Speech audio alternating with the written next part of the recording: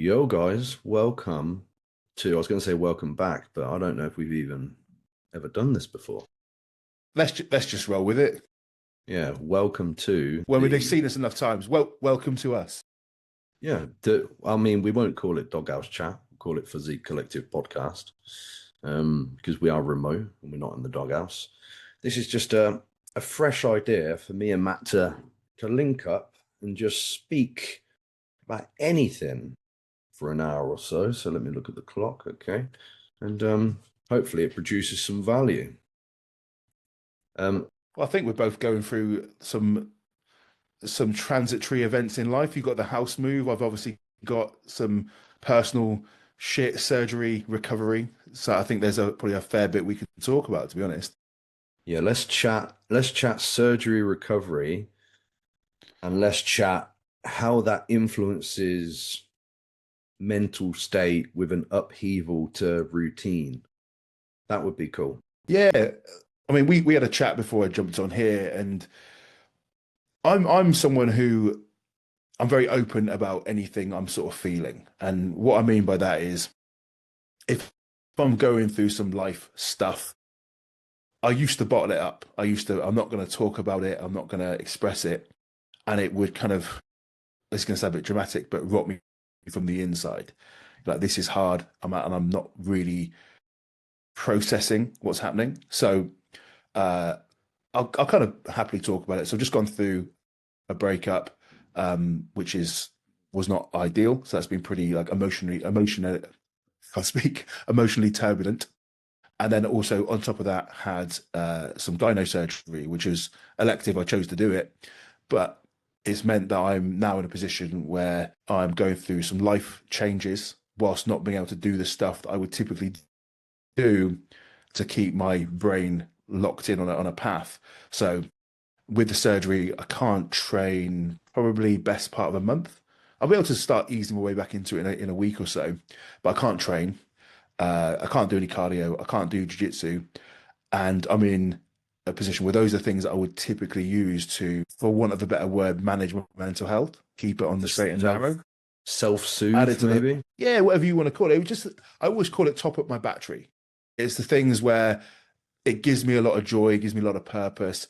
Added to the fact I'm not really around my friends or family where I've moved from my ex-partner. I'm sort of in an area of the country. I haven't really got a good friendship circle. And because of the nature of my job, it's very, well, you know what it's like, Joe, you're at home all day, typically. And if you haven't got that thing to go and do, that hobby, it can be quite difficult to, I guess, find anything other than just work. So it's just a bit of a unique situation. Now, I'm not falling into a pity party and being like, oh no, I'm not going to get out of bed. That's not really the way I operate.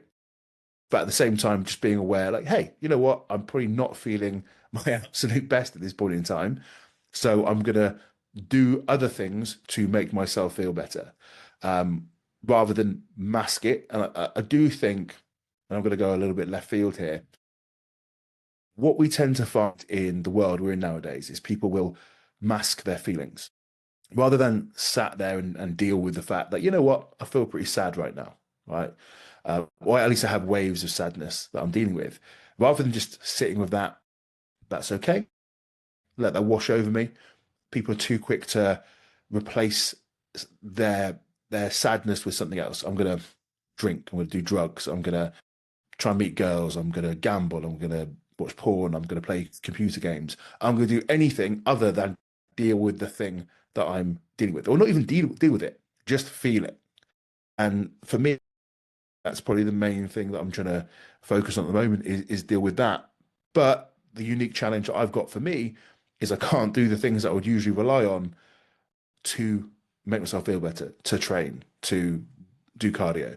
Even going out in the morning for a walk, it's pitch black when I get up. So trying to get some daylight is a little bit tougher. So just, again, it's not meant to be a pity party, not meant to be, oh, woe is me. Just some stuff that I think a lot of people will probably be able to relate to, of like, anytime you're going through a bit of a shit life situation, please don't feel sorry for me. The surgery was my call. Absolutely not, no drama there. But it still makes you deal with some stuff. You've mentioned a few things in there that I'd love to talk about. That's all right. Yeah, mate. Happy So to. when it comes to what I think is what offers us the greatest flourishing or like stability for mental health, something that's been very clear for literally millennia is men especially. I'll do what I do and make it esoteric and philosophical. So apologies for that. But if you look at Let's go. the samurai, for example, Bushido, the way of the samurai, the way of the warrior, or the path of the warrior, a series of things, the training, the mindfulness, the resilience development, whatever it may be, this series of things that you engage in on a daily basis that instill confidence, that instill resilience, that instill peace, meaning, purpose, things like this. We've known this for a century, and that's why it's so strong philosophically, I think. And when we're withdrawn from the things that give us meaning and purpose, that are good, that are positive things, I think that's difficult to deal with. Another thing that's clear in the psychotherapeutic literature is that it's very difficult, potentially impossible, for negative emotions to exist during a meaningful connection. And that doesn't have to be a meaningful social connection, because it can be.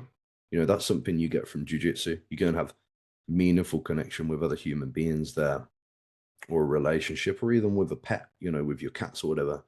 In a moment of pure, meaningful connection with something or someone, you can't be sad, really. You can't be anxious because your brain is entirely occupied by the connection. It's like mid-roll, nothing really exists, right? You know? No, apart from trying not to die. Yeah, it's you know, you can go in with any negative emotion when you are so mindful and so present because of the intensity of the thing. It's interesting to see how the thing ceases to exist during those moments. It's fascinating. I think the biggest thing that I speak to clients about, I've definitely felt myself. I think where people go wrong is they look at all these things like a house of cards.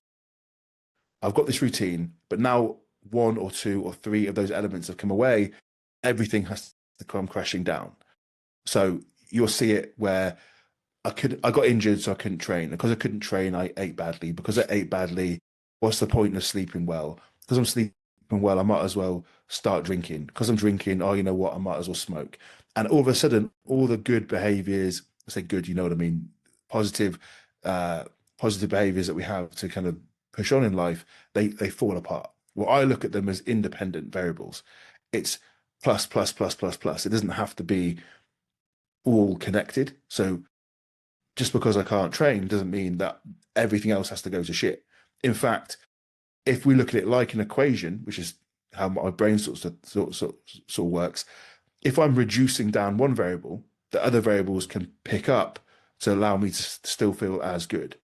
So what I've kind of focused on is I'm still going to eat really well. I'm not going to allow myself to eat shit. I'm still going to make sure I get loads of sleep.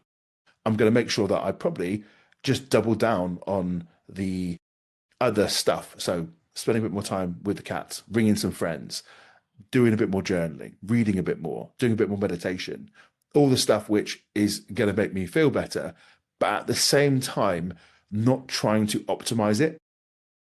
Because I think it's so easy to be like, I'm going to make myself feel good. And then you hold on to these things purely outcome based. I'm going to do this for the outcome, do this for the outcome, rather than just knowing I'm going to do this for the sake of doing it because it's good.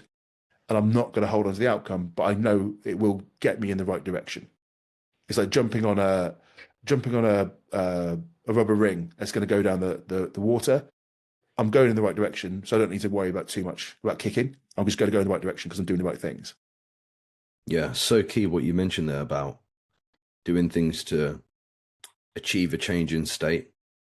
That's like the number one misunderstanding, I think, of things like stress reduction tools. Like I meditate to calm myself down or to feel better or something. It's just like an abhorrent misunderstanding of what mindfulness is or what anything should be. I was talking to one of my clients, Julia, about this earlier, where like it's nice to do stress reduction things. If you get to the end of the day and you want to do some breath work or whatever, it makes you feel good, that's fine. But you also need to show your brain that being stressed is okay as well. That's how we develop psychological flexibility.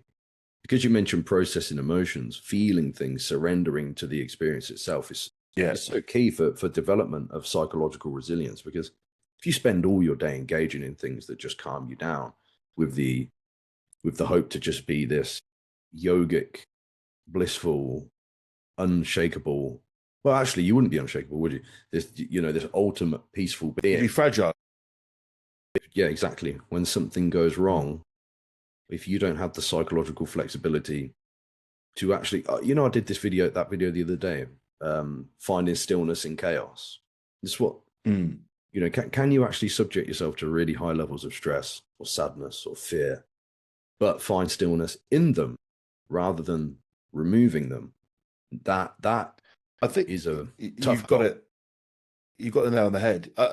There's Alex Hormozy he sums it up quite well, and it's a thought I've always thought about is you need to practice the skills, but the only way you're going to practice the skills really is under pressure. Alex Hormozy is a quote where he says, "If you want to build resilience, don't wish for an easy life, wish for a hard life. If you want to practice patience, have things that test your patience.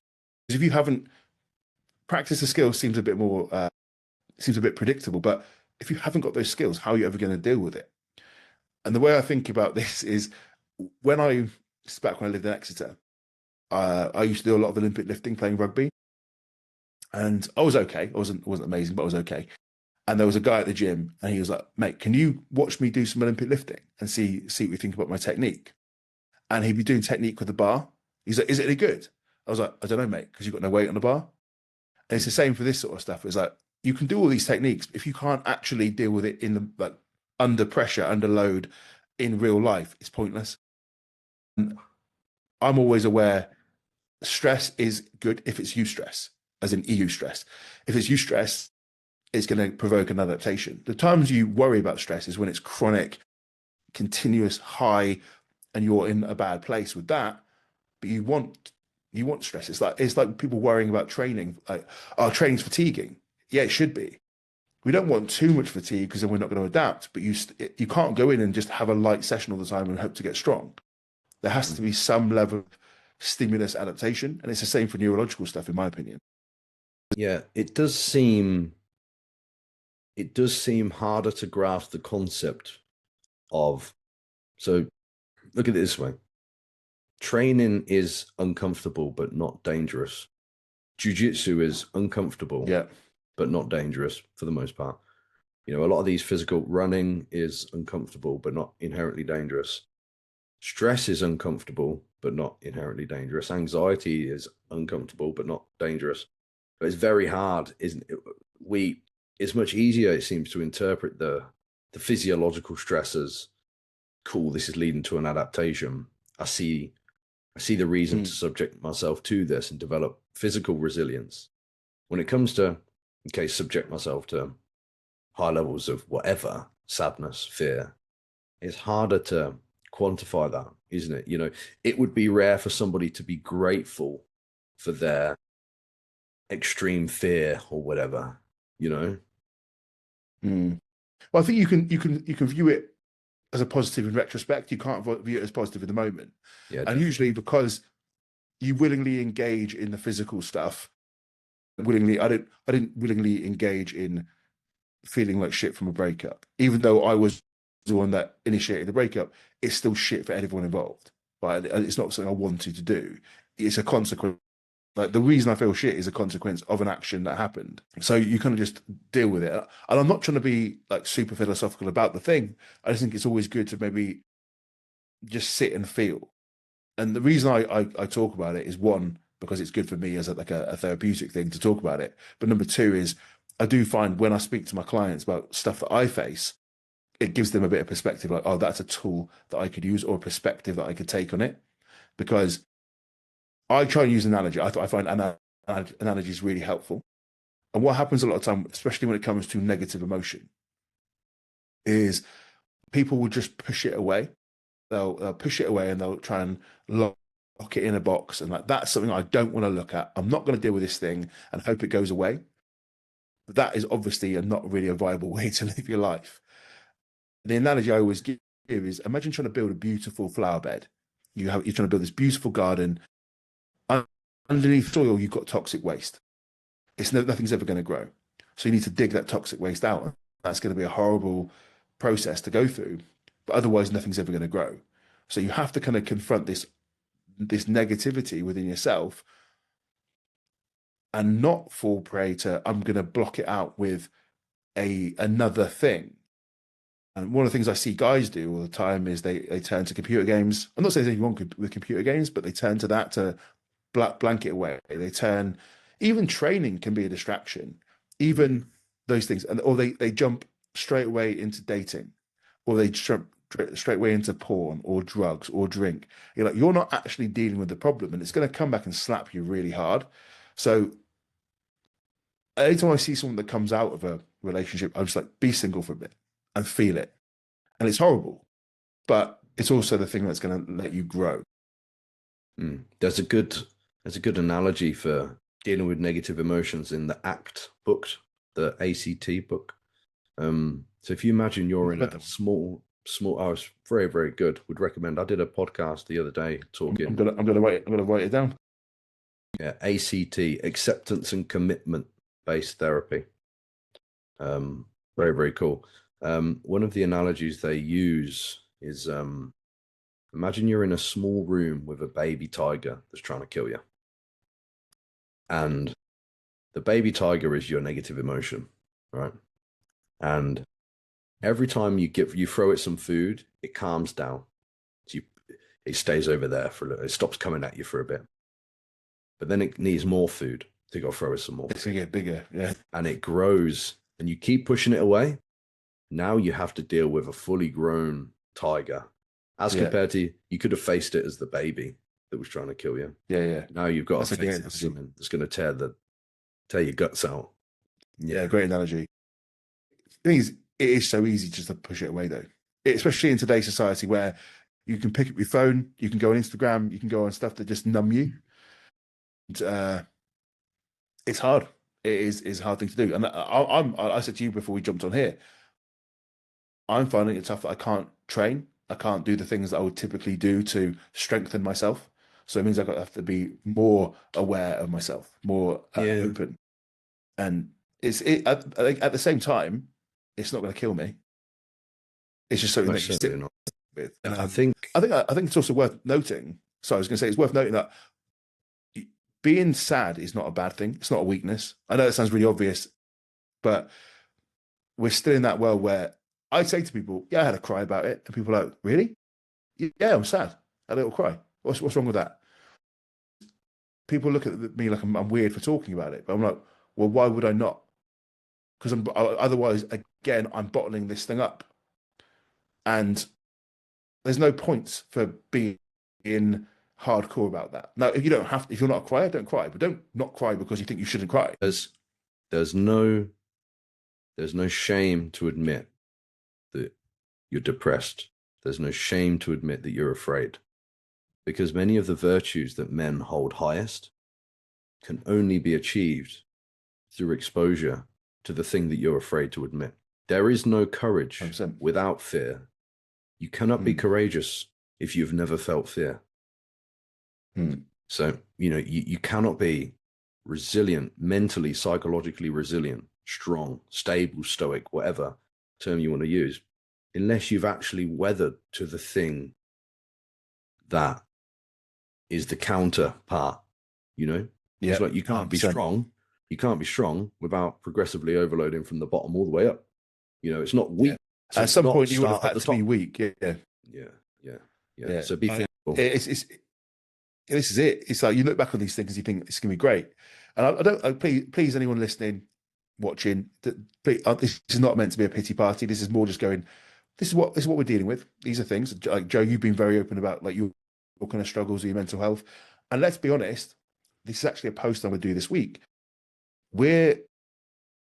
Coaches have a job which is typically not great for your mental health. And it's also a privilege to have these problems, don't get me wrong, but it's still a problem. It's still a situation that you are gonna deal with. I think just having the ability to talk about it and saying, you know what, these are things I'm dealing with, doesn't mean the world stops, doesn't mean I stop doing what I'm doing, just means I can acknowledge the thing I'm feeling. That's fine. Yeah. Doesn't Maybe mean I'm let's looking talk for a about. pat on the back and to stop. I think a good topic to talk about would be, because you mentioned like allowing your emotions to be there, practicing acceptance, practicing surrender, whatever term people prefer. What Yeah. does that actually look like? And I would say one of the most useful things that I've implemented with clients, and this will sound ridiculous when I first say it, but bear with me, is daily practices of non-doing. What we're essentially talking about there is allowing your nervous system and your brain space to regulate itself. We have an obsession now with regulating the nervous system, but reliably, humans have thousands of years of evolution. Our nervous system knows how to regulate. We need to allow it to do so. So this would be, there's going to need to be some absence of scattered focus and stimulus. So that's why meditation is such a useful tool. There's nothing uniquely special about meditation. What you're actually doing is sitting or standing or walking, whatever. And a Taoist term would be like fasting the mind. You're just not thinking about too many different things. You're just thinking about one single thing in the present moment. And therefore, your brain has space. Your autonomic nervous system has space. This could be going for a walk without bringing your headphones. How many different birds can I hear? Oh, I've never seen that tree before. That stream sounds nice. Leave your phone at home or whatever. And the practice of every time your mind wanders, because I do this kind of mindfulness walk every morning. Every time I'm thinking, oh, I've got that call at 9 o'clock. No, Joe, what's happening now? Yeah. What's happening now? And sometimes I'll stop, listen to the stream. Oh, that's nice. Haven't noticed that before. I'll look at the sun, like this morning, look at the leaves, because all the leaves are falling off the tree now. Doesn't that look beautiful? And then try to amplify an emotion. How grateful am I to see this morning? This is beautiful. It's only me here. I can't believe I'm so lucky to see this today. So you allow your brain space to process what's actually happening, which isn't being in danger or stress or whatever. And your nervous system will do what it needs to do. Non-doing is the key. Scoping down your Instagram time, scoping down the time that you need to talk to everybody, spending time with yourself, quiet, I think there's two ways that I personally like to do this, and that is almost like busy brain, quiet brain. And that is where I'll sit and for me, journaling is a really powerful tool. So I'll sit and I will get the jumble of thoughts in my head and I'll make it make sense. So I'll sit there and I'll say, why am I feeling this way? And I'll just kind of ask myself a bunch of questions. And rather than an incoherent bunch of thoughts, because the thing when you think something, you don't think in complete sentences. It's not it's not a conversation. It's just individual words bouncing to each other, which when I say it and you start to do it to yourself, you're like, yeah, I don't actually think in sentences. You think in like maybe a word or a concept or whatever. But when you write it or even talk it, but I like you actually connect the dots. And to me, it's like it's all coming out from a jumble in my head onto a piece of paper, and I can get my thoughts in order. And I like journaling, especially when there's a lot of emotions there. And then I'll also find time for quiet brain. So meditation, it could just be going for a drive when I know it's going to be a quiet road, just I'm doing something where the body's busy, but the brain's not. Having a shower. And I'll kind of use wherever that time frame is for me, where it's not about, I'm not trying to distract myself. I can be there. And I find meditation and the shower, some of the best places for my brain just to go, there's a thing. And it just kind of jumps out. Or the opposite, it just absorbs and it just kind of deals with what's going on. I find meditation really helpful. But it's kind of having two outlets. One, to get the busyness out, and sometimes because we are so busy, having that stillness of the brain, that's when thoughts can come in, revelations can happen, or even just nothing. Mm. Yeah, mindfulness is very, very hard, but a skill that if you hone will be so useful. There is such thing as forced mindfulness as well that people can implement. Like jujitsu is a great example. Resistance training is to some degree, although I find, it's quite easy to your mind to drift when you're lifting. Yeah, I don't find I find that I'm always thinking I've got to go and do something else. Yeah, Like I think in the middle of the set, but I mean, yeah, in general, no. yeah, that's quite an acute time frame. I think cold exposure is excellent for forced mindfulness Hmm. because you can't. Yeah. It forces you to think only on your breath, and if you can regulate your breathing whilst in very cold temperature, that's very. I really enjoy that. So when I do my contrast therapy, sauna into the cold, the minute I step into that water, it's like boom, and I'm trying to do like a 4-7-8 breath with that freezing, and Hmm. it hits colder when you've just got out the sauna. It's very hard to deal with. But yeah, there's some things you can implement. Another thing as well, I think many people are not aware of the stimulus that their brain consumes. So let's say you do Pomodoro technique, right? Productivity technique, Hmm. which I think we both do. I like to do a 50-10. So let's say you've done your 50 Hmm. minutes of deep focus work. You got 10 minutes. So you whip out the phone, you just scroll some TikTok, you know, maybe message back the missus or whatever. Not in your case. Sorry, I had to get that joke out there. Got to be But a cut to the real, surely. I could not miss that opportunity when it came up in that moment. I was I'm so just sorry. start crying now. I'm No, so mate, don't sorry. worry. But yeah, in that 10 minutes, what are you actually doing? So when I get to those 10 minutes, that has to be down tune. So my first Pomodoro break that I take of the day, I do Qigong. And let me tell the viewers about Qigong, because this is an ancient practice that you mostly find, practiced in Taoism, um, still in Shaolin. Modern Shaolin teachings do a lot of Qigong, and it's a kind of moving meditation, kind of similar to Tai Chi.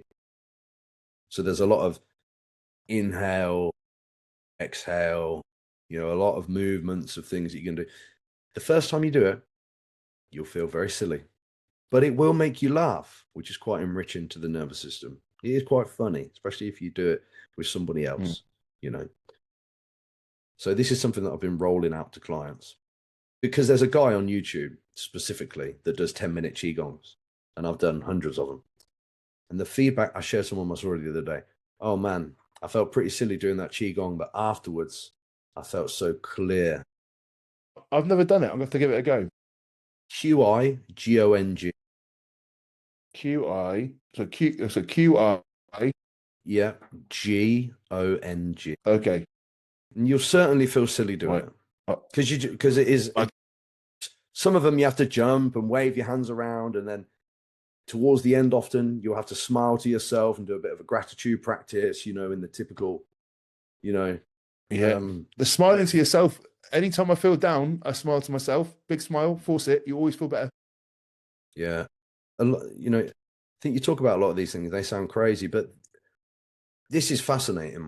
So I did that post the other day on gratitude, for example, and we have such strong evidence-based outcomes to support even changes in brain structure with meditation. Isn't that fascinating that the amygdala shrinks in regular meditators? Dopamine goes up, GABA goes up, cortisol comes down. Isn't it fascinating? This has been happening for hundreds and hundreds and hundreds of years. And now when we study it in modern science, like you can see, well, think about targeted drug therapies, like what kind of drug therapies are associated with like anti-depression? Well, you've got selective serotonin reuptake Mm. inhibitors. So things that are going to hold more serotonin in the brain for longer. meditate. I'm not, please don't take this as me saying replace all your pharmaceuticals with meditation, but it's just interesting to see, we see this increase in serotonin. What about anxiety disorders? They're treated often with GABA agonists. Isn't it interesting that meditation pushes up GABA and drives down glutamate and cortisol? And it's something that's free and is a practice, There's just a time cost, and that's where people get lost in it. I think anytime it's quick, people want it, which is why people jump straight to the phone. Well, meditation is pro-cognitive. So, when 100%. people are talking about, I haven't got time for this, I've got too much work to do or whatever, there's a reason why the samurai would do a single point focus meditation before battle. Because the improvement that you will develop onto your focus and attention if you practice meditation frequently. I've never been able to retain focus on work so well for so long. I've never had such good feedback from my check-ins. Love that check-in, man. I feel this way, because you can emotionally dial into things so comprehensively and precisely. It's really, meditation isn't about closing your eyes and just chilling out. It's really hard to focus on a single thing, like your breath. And if your focus goes to a thought, you bring it back to the breath. I always describe that as like a rep. Yeah. And the longer you can hold it's funny. focus, that's like being stronger. It always makes me laugh. People say, I can't do it. And I was like, that's why you should do it. That's why you should do it. I find it really struggle to do that. Yeah, you probably should do it more. Like, yeah, that's exactly who should do it. If you, I can't sit still and focus on my breath. Exactly. That's me. That's exactly why I need to do it. That's exactly why I need to do it. And I've got better. I've got a lot better. And listen, I think what I don't want this to come across like is we're trying to over optimize everything. This is just stuff that makes your life better. I think there's a very definite trend within biohacking and within optimization gurus of everything has to be over optimized and and sometimes it could probably come across like we're trying to do that. Like, you can't feel sad over, like, no, what we're trying to say is all this stuff is just going to help you be happier and live a better life. Yeah. And that to me is the point of optimization. It's not because I'm trying to eke every bit of progression out of my day. It's because I'm generally trying to enjoy it better, like enjoy my life better, be better. For me, the goal isn't to do this to earn more money. The goal is to be a happier person, which is surely the goal everyone should have. But you can't KPI that. Yeah, I think for the most part, actually, people need to, especially in our cohort, need to work on being less productive. There's this concept in Taoism. God, sorry, I'm talking so much philosophy here, but it fits. There's this concept called Wu Wei, which is effortless action, roughly translated. So, and that's a difficult thing to grasp, isn't it? Like, how can you effortlessly do things? But it's more trying to achieve a flow, a functional, productive flow without forcing. It's funny because what I find about philosophy, right, and this is my brain works, is I've never read any of the stuff that you're talking about, yet I've come to that conclusion another way, or something similar to. Look at this. That's what hi Dagger. This is some mean of. It's interesting how these people have definitely they've definitely verbalized it in a way better way than I can think of. But it's interesting to see when you're thinking of these things, you can kind of get to a similar conclusion.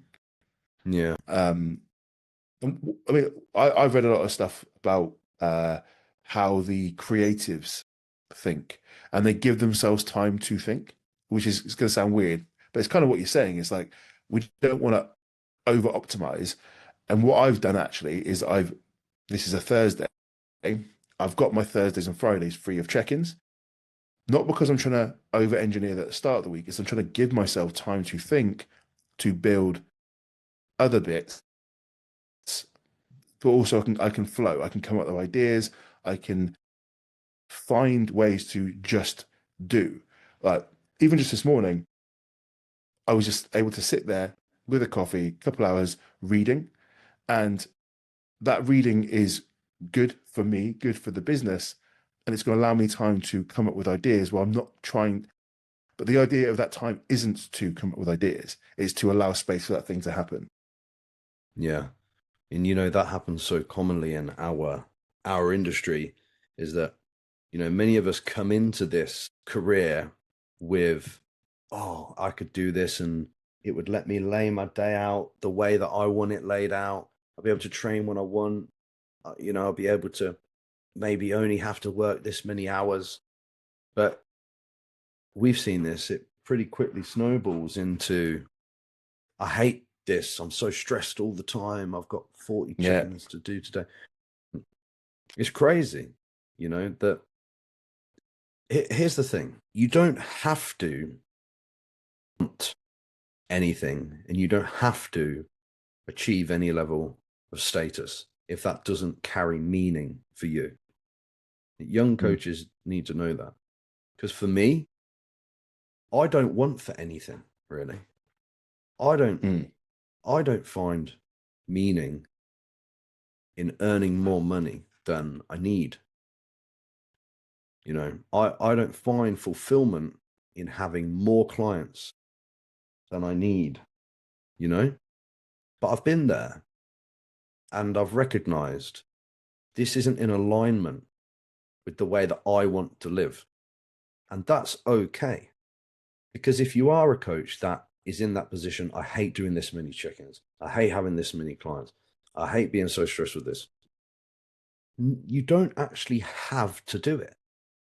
You can choose not to. Yeah.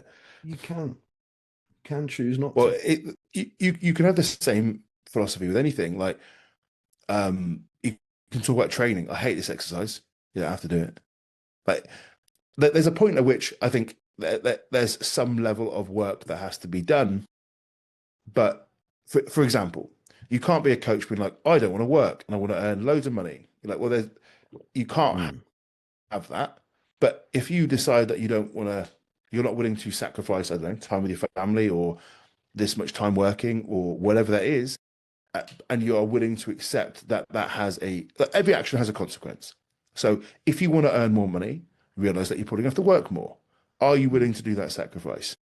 If you're someone who's a bodybuilder and you want to get up and you'll say 250 and you want to get to 300 pounds, are you willing to eat the food, do the training, take the drugs, make that entire life? If not, you probably shouldn't do it. Like, are you willing to do the thing? I've always kind of got a little bit of, not stick necessarily, but I've always said, I don't want to compete. Why not? Because I'm not willing to do the things to compete. And people go, oh, that's not very hardcore. You're right, it's not. But I'm also not willing to do it. You need to have that position in your own mind of like, am I willing to do the thing to get me the outcome? Or what outcome do I want? And am I willing to do that thing? And like you said, if you're really happy and you don't want to do the thing that will get you more money, but you don't care about the money, you're like, why would I do that? There's no point. Otherwise, I'm just chasing it for no reason. And I see this, so to go on a bit ramble, you'll see it with coaches all the time saying, I want to do 10, 15, 20K a month. No, you don't. You want what your perception of that money gives you. So what do you actually want? What do you want your life to look like? And then reverse engineer that. So if your dream life was to live in Thailand and to have a nice little place to live and you go to the gym every day and then chill out with your family, the amount of money you would need would be very small. Whereas if your life was, I want to live in Dubai, I want to live in a villa, I want to go to these clubs all the time, I want to drive a really fancy car, guess what? You have to work more. What outcomes do you want? That's where you need to be thinking, actually, how do I want my life to be? Rather than I need to chase this number or thing that I'm after. Yeah, you've hit the nail on the head with that sentence. What do I want my life to look like? How do I want the day in the life of me to be? And reverse engineer from there. That's why I think many coaches are just kind of on this path, not knowing where it ends. With just that, I need more clients or higher status clients or clients that place higher or to make more money. Is to get where, what gives you fulfillment? What is in alignment with the thing that sort of animates the spirit in you to be the person that you envision yourself being? You know, if you love, let's say you love self-development or like self-mastery, so you're probably going to need time to train, time to do your cardio, time to meditate, time to whatever. Maybe you're a MMA fighter, you need 4 hours a day or something, you know, or maybe you just want to live by some kind of structure that allows you to do those things. Well, you can't have more than a small stable of clients in that case. Or even like, Yeah. you know, the way that I really like to coach is quite intimately. And I love to do things. This might sound lazy, but whatever. I love to do things really slowly and calmly and take my time. You know, I love sitting down at my desk knowing, okay, in this work block, maybe I've got to do 3 check-ins in this first block. And really take my time and have good conversation with these people. And I know their lives intricately, and there's nuance to what we're talking about. But, you know, that's what I like. But if you like blasting through check-ins, you know, like Christian's a great example. Christian clearly loves blasting through check-ins. And, you know, his environment, you know, we were laughing about it the other day. He's got the house music playing, you know, the check-ins are all hyped, you know, that he thrives off that, which is great because he's got that figured out. For me, I'm listening to binaural beats and I'm talking at 1 mile an hour, you know. Also, you've picked what makes you happy, and this is something I say. That's what I'm trying to say. Yeah, you need to specify the thing, and it's okay, because if Christian earned 10 times more than me, which he probably fucking does, as long as my purpose and goal isn't in that, then that's okay. I think I'm just trying to get across that success isn't measured in number of clients, number of pro cards. Success is measured, I think, again, not to sound too philosophical, but in your own philosophy, you know. There's a lot to take from that. I think there's 2 things I want to say. The first one is, anytime I speak to a mentee client, trying to help them grow their business, they're like, oh, I don't know what to go. I'm a bit lost in the direction my business is going to take. I don't know where I want to go. And I was like, answer me this. When do you feel most alive doing your job? When do you feel like this is the bit I fucking love? And if I could do that one bit, I'd be buzzing. If that's the bit that you know fires you up, like I'm getting goosebumps thinking about it because I know what it is for me. And for me, it's just helping people. And when I finished work at about 8 p.m. last night and I had loads of back-to-back calls with my mentees, I did not feel tired. I did not feel drained. I felt so energized coming off all those calls. I know that's where I need to be because I'm so hyped about helping these people. It fills me up and I could do that all day. If you said to me, Matt, there's your entire day and you're going to be working from 8, like I was doing 6 in the morning till 8 p.m. and I was hyped the entire day. I was really, really happy to do it. And that's when I know that's my purpose, is to do that thing. Right. And I'm not going to do that those hours every day. This happened to be the day that worked out. But every single call, I'm there. I'm so focused. I'm so energized. I'm so happy to be helping. And I know that's where my focus should be. So anyone that's unsure where it is, do that. The other bit to that is what you just said about the financial side or whatever. You can't pick and choose something. So it's like saying, I want to earn this much money, but I'm not willing to do the work. So no, everything comes as it together. You can't just say, oh, I want to look like CBum, but I'm not willing to do the work. I want to earn this much money, but I'm not willing to put the hours in that they do. I want to have this relationship, but I'm not willing to be faithful. Like you can't have one thing without the other. And if you're just looking at your life as a financial equation, there's other things that matter. And I tend to get clients to do this audit of their life. Say, where are you in certain key elements? So I call it fitness. So that's your mental health, your physical health, your fitness, your kind of external aesthetics, how you make your money, how you save your financial, how you make your money, save your money, spend your money, how your relationships with your romantic partner, with your friends, with your family, what your hobbies like. And when you start to look at your life in these key different areas, you can't max all of them realistically. So you have to pick what do you want that to look like. And if your thing is, I want to earn this much money, cool. What's going to give then? Because you can't you can't pick and choose it necessarily, but you have to be a little bit more intentional about where that time is going to go. And that's just life. That's just the way you got to do it. But I think so many people think, I want this, but do you actually want that? Do I want this life? Probably not actually. So choose what you want. I think it's a great task for every coach that's been doing this for a while to maybe take some time to reflect on why you're doing it. Because I think for most people, it doesn't start with money. You know, for most people, it starts with, I just don't want to work my job anymore. I don't want to have that job. I have more time to do this. I want to work in my passion, you know. I think it tends to start with things like that, but it quickly becomes money, which is fine if that is the goal. But I'm sure many people would go, yeah, you know what? When I reflect on the reason why I started this, I've already achieved that, and I'm actually moving further away from it. You know, like for example, and you know, because you might not just be living in alignment with the way that you want to live. A good example is I was watching a documentary on Yuri Prohaska. Do you know who that is? No. So he's a UFC fighter, the Czech samurai. Super interesting dude. He's got some great interviews on Mulligan Brothers. But you know, this is a wealthy man, UFC star. Lives in a shack in the woods on his own. You know, he lives a million miles below his means. But you watch the documentary, and he's thrilled to be living that life. You know, because I think that's someone that's wise, because he's obviously reflected on how he wants his life to be independent of the things that exist outside of him. Yeah, I think often does we get caught in this rat race. Have you read Psychology of Money by Morgan Housel? No, but you've told me to before.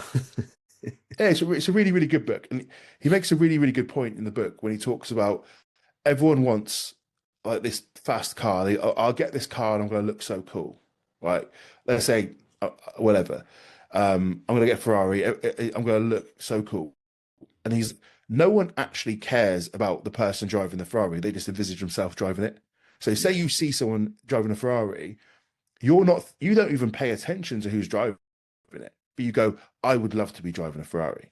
So it becomes this almost abstract thing that we chase, thinking that's going to be, when I have that, I would have made it. And we can all caught up in that rat race. I mean, I almost had it when I got I've got a Polestar. And I originally went to go and look at Porsche because I thought, it'd be really cool to get myself a really nice car, right? I'm doing well. Let's get a really nice car. So I test drove it, went to go and put a thing down on the McCann. I said, I want you to get to this price. We had a dispute over like £7, and I walked away because I always think if you can't trust someone's no, you can't trust their yes. So I was like, I'm going to walk away because they said they can't do it. I said, cool. Fine, I'll walk away. They said they'll do it anyway. Point being, it was a very expensive car. And I was like, okay, now I'm going to get a BMW. So I went to look at the BMW and I thought, why am I spending loads of money on a car? Like, it's nice to have nice things, but why am I actually wanting it? And I thought, part of me thinks it's nice to have a nice car, but the other part is like, is it because I care what people think about me? I was like, yeah, it's probably an element of that. You know what I actually care more about though, is building a more financially stable future. So the money I could save by not getting that Porsche, I can put an extra grand a month into my pension if I get the Polestar. And I thought, what matters more to me? The Polestar's still a really nice car. I'm still really proud to have that car. It's not a Porsche, but the only difference is the badge. So do I care a grand a month for the badge? And that's where you start asking yourself these questions. And I go, I would much rather have, by the end of that lease, another 36 grand in my pension. But yeah. And you sort of ask yourself those questions. It's like, what do I actually want? Yeah. I mean, I don't have a nice car, as you know, but we've got the electric Mustang. And I remember when I first got it, I drove it. That is a nice car. It is a nice car. Yeah, but it's not like, you know, it's not a swanky car, whatever. I remember I drove it to jiu-jitsu, and Michael, who I train with, he's black belt judo, he's purple belt jiu-jitsu. So he's got some sick game, man. And he was like, man, that's a Yeah, really I do feel a killer. well, he was like, Yeah. it's a really nice car. And I was like, dude, you know what I would do for your skill on the mat?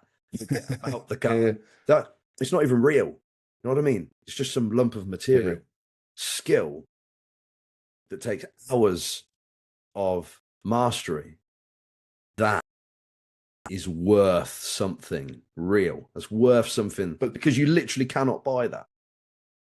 Then that's also comparison, though, isn't it? Like, and I think comparison's a thief for joy. You can like you'll look at him, he'll go, nice car with skill. Someone else will look at something you've got, and so on and so on. And it's like, actually, if you do like that, you're never going to be happy. You're never going to be. I'm not saying I you're think unhappy, for me that's but inspirational. It's not jealousy. yeah, okay, right, okay. Makes But me think. when I think like that, I always think, what would they have to do? What have they had to do to get that? Is what I always think. And am I willing to pay the same price? Yeah, That's what I many always years think. of training. Many years of training. Yeah, and if you're happy with that, you go, cool. I think the issue I have with it is when people go, I want that thing, and I go, are you willing to do the work to get it though? Yeah, yeah. And then it becomes a conversation almost. Am I willing to pay the cost? Yeah, and I think that's a good wrap up of what we're talking about. What is it that I actually want? And then am I willing to do what it takes to get there? And it can be more things than money, number of clients, how many IFBB pros you coach. We're so lucky. Be so malleable. It could be I want to work 2 hours a day and earn 10K a month. Yeah. It could be reverse engineer that. What would it look like? Yeah. Yeah, exactly. So you're going to have a pretty heavy hourly rate. Yeah, I'm sure people do it. I'm sure there are people. You know, it doesn't have to be, I'm going to work 16 hours a day or whatever, you know. Yeah. Be whatever you want it to be. And I think that's a really important point, because when I talk about how many hours I work, it's not a flex, right? It's because I genuinely enjoy the hours that I work. Because if I didn't, I wouldn't do it. And I also, let's not pretend I'm some fucking workaholic. I don't do that every day. It's some days that is the case, and I do it when I'm doing the thing I love, because I genuinely enjoy it. And that's, if I didn't, I wouldn't do it. And that is the point I would say to a lot of people is, don't get caught up doing the thing that you fucking hate because you want the outcome. It's like when people study to be, I don't know, I'm going to study to be a lawyer. Why? Because I make loads of money. Do you enjoy the job? Fucking hate it. Okay, well, you're going to spend 30 to 40 years of your life doing something you really hate. That's the equivalent of going, I'm going to get this bed of nails and sleep on that. That's the rest of my life because I think I should. But do you like it? It's the worst thing ever. Don't do it then. Why would you hurt yourself intentionally? Yeah. I think that's a good wrap-up point for the podcast there, because that is an hour. That's gone quick. Yeah, that was sweet. That was good. That was good. We actually didn't talk any bodybuilding, but I think we probably got some good life stuff out there. You know what? I think with bodybuilding, right? And I'm just going to go on a slight tangent here. Go on the tangent while I go for a pee, because I'm absolutely bursting. Right, I'll be back. I'm gonna wax a bit on this. So, bodybuilding is something, and let's just call bodybuilding just trying to improve your physical state, like get stronger, get bigger, whatever it is. I don't necessarily mean stepping on stage. With that, you've got this external and physical way of improving yourself. Imagine that is the external facade, right? I'm changing this thing. And obviously there's some internal benefits, like you're going to get self-esteem, you get confidence, get resilience, doing all that stuff. But it's only half the battle. It's only half the side of it. And I've always been a big believer that you need the other half. You need not only to be physically robust, but you want to be mentally robust as well. So if you're doing all the training, the physical side of it, getting bigger, getting stronger, pushing the physique forward, I've always enjoyed the other side of it. And that's why I've liked that thought process of Greek philosophy, where they were like strong body, strong mind. That's why, yes, listen, I love talking about drugs. I love talking about hypertrophy. I love talking about training. I love getting after it in the gym. But at the same time, if we aren't doing the stuff from a physical, so from a mental perspective to improve that side, it's always going to fall flat. Because let's be honest, what's the thing that is going to influence your life the most positive way? You could have surgery, you could get injured, you could whatever, but as long as this thing is strong, you're going to have success in your life. Because as the Stoics say, the only thing that you ever have complete agency over is your mind. So that's the bit you want to have the ability to flex that muscle as well, which is why Joe and I like talking about it. And in times like, listen, I was going to say times like I'm dealing with, let's be fair, it's not the hardest time in the world, but it's hard for me right now. But it's allowing me to get through that, and hopefully talking about that as helping some other people out as well. Yeah, sweet. That was a good chat, man. Right, guys, thank you for watching. Any topics that you'd like us to cover on the next one, assuming we do this again, which we will, please drop it in the comments below. We'll catch you in the next one. Peace out. Cheers, guys.